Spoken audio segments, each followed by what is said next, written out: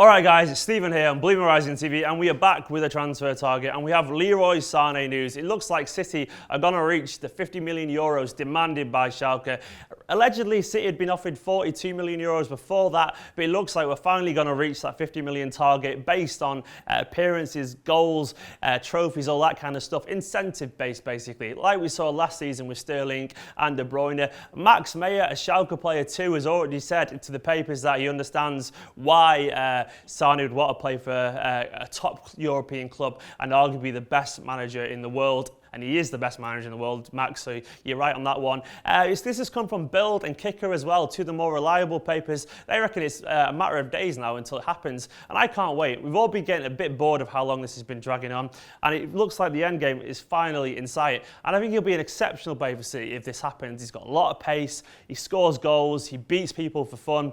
I can't wait to see him. I think he'll be a massive asset for us, and for me, the price, it's inconsequential. I don't think it really matters given how much he could bring to City. So he's going to be on the inner ring, and surely it's a matter of days now before he moves into that target in the middle. The second name on today's transfer target is Gabriel Jesus, another exceptionally talented wonder kid. It feels like we're in for so many of them at the moment, but this one is worth the wait potentially. He's an excellent prospect, one of the Brazilians, one of the Brazil's brightest stars, and he could be a City player soon. There's been some interesting updates here. Cristiano Simies, I think I pronounced that right, has told Calcio Mercato, a very big Italian news outlet over there, that it's just a matter now of City defining some contractual issues. We've all seen in the past how Brazilian players tend to have a lot of third-party involvement, be it some media company owning part of the player and agents and rights being owned by several different people and so on. So these transfers are quite tricky in general. But the most interesting thing for me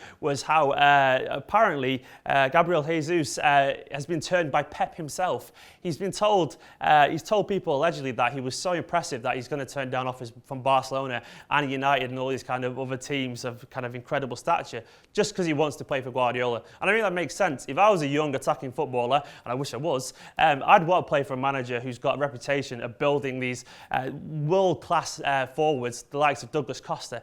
Messi himself, obviously Robin improved to another level. Pedro broke through at Barcelona. It makes sense for Gabriel to want to join Man City under Guardiola. So he's going to go on the inside ring too, and fingers crossed that'll be more or less confirmed soon as well. And the third name, and it's a new one for the transfer target, is Hector Bellerin. Now this rumour has been flying around a little bit recently, but we've not approached it yet on here because we weren't sure how substantial it was. But it seems like City are genuinely in for him. Now Arsenal, if offered the infamous hands-off warning, whatever that means, I think Arsenal are probably a little bit fearful of the idea of Bellerin having his head turned by City, and I don't blame him. Bellerin obviously is Spanish. He's part of Barcelona's youth academy when he was younger. And he's got a lot of promise and a lot of potential, and he is allegedly interested in the idea of playing for Guardiola. Now the slight problem is that he costs a lot of money because he is technically homegrown as well. It cost City an absolute fortune, and it's unlikely that City probably want to reach the near 40 million fee that Arsenal would probably demand for the Spanish right back.